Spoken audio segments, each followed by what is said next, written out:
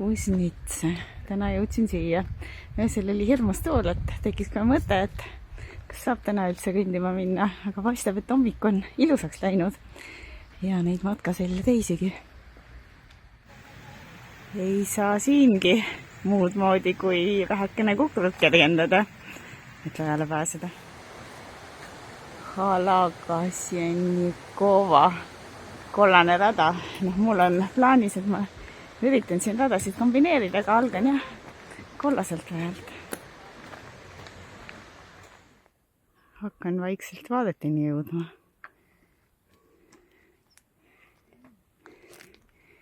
Ja see on siin üsna populaarne rada. Nagu kõik vist siin kandis. No tagapool on veel kõrgemad mäed.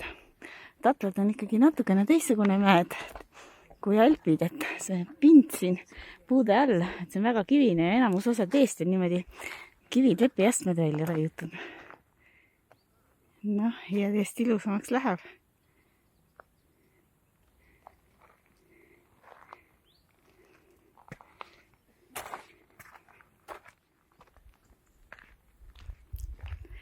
Jõuan ka kohalikku mägiasulasse. Päris kena maaliline. Kavra on minu kaardi peale kirjutatud. Vau. Esimene järv, mida ma Tatlates näen. Neid siin peaks terve punt tulema.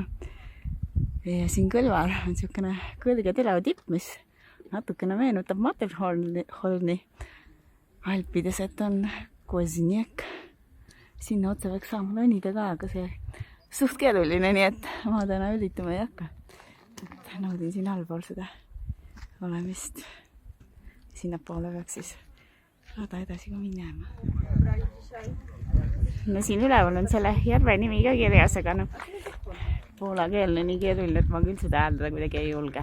Aga ma mõtlesin, et ma lähen siit sinna Zavaleti suunas.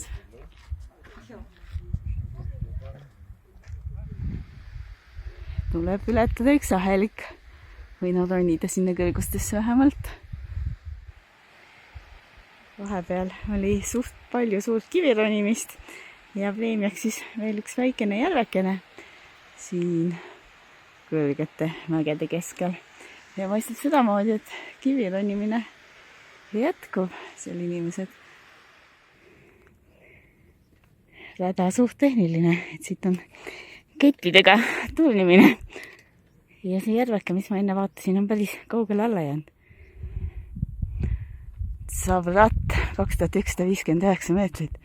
Oli see alles tuulnimine sealt kettidest ja kettidega on niiviisi, et kui üks inimene võtab ketist, siis teine peab ootama, kuni ta on sellest lahti lasta järgmisest ketist kinni saanud ja ronima hakanud. Ja alles siis tohib esimesest ketist võtta, et muidu võib ohtlikuks minna. Aga siit hakkab nüüd mul kaldi vahetus, et vahetan siis selle Zavrati ronimise nüüd 5 järve treili vastu, mis pidevat olema üks siis selle kandi ilusaimaid ja juba hakkan esimesi järvi nägema. Et tõesti kena. Ja siit on näha, kuidas nüüd tee peaks ainult allamäge minema. Lehvitan veel kusagile sinna mäe otsa tagasi ja siis lähen edasi, et tõesti kaunis.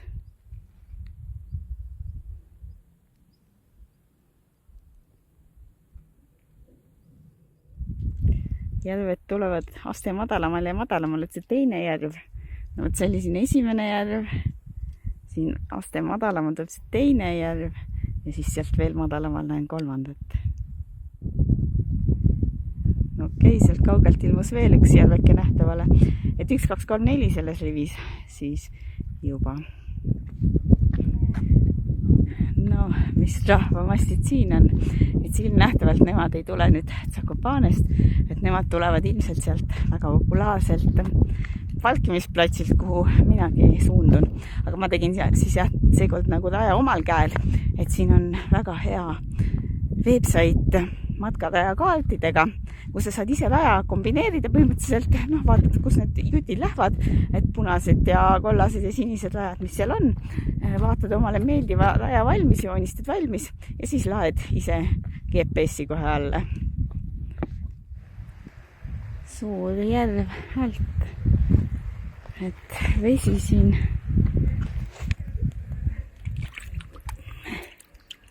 no ei ole küll, üsna soe on, aga päris ujuma ka ei tõmba. Ohoi ja joad tulevad siit kohe päris pikalt alla.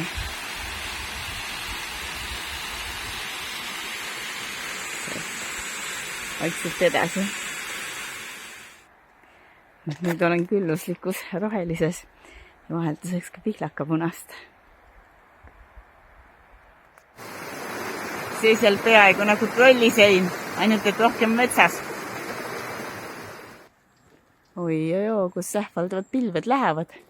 Õnneks minu matk hakkab vaikselt lõppema, et olen siin juba mõnusal asfaltteel ja sellega peaksin jõudma siis suurele parkimisplatsile, kust bussiga juba Zakopanesse tagasi sõita. Siit juba paistab see ilmatum parkla, mis pidavat alati täis olema. Praegu pärastlõunal võib-olla mõne koha leiab igasugused kioskid ja värgid. Aga mina olen nüüd jõudnud juba bussi istuma suunaga Zakopanesse. Ja juhtus nii, et vihma ma kaela sain ja sai ka kogu see muu rahvas. Aga noh, juba ohutuskohas olles. Et oli tore matk.